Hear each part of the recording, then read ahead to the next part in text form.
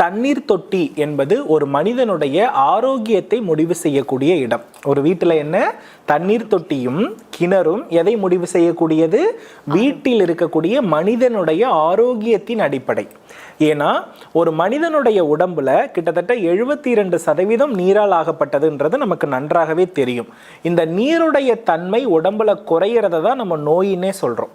இந்த நீராற்றல் மட்டும் உடம்புல இல்லைன்னா நம்ம உடம்புல வெப்பம் எப்படி இருக்காது? சமமாக இருக்காது. அந்த வெப்பம் சமப்படலைன்னாலே கட்டாயமா அங்க என்ன ஆகிடும்னா மனிதனுக்கு நோய் வந்துடும். அதை நல்லா நம்ம புரிஞ்சுக்கணும்.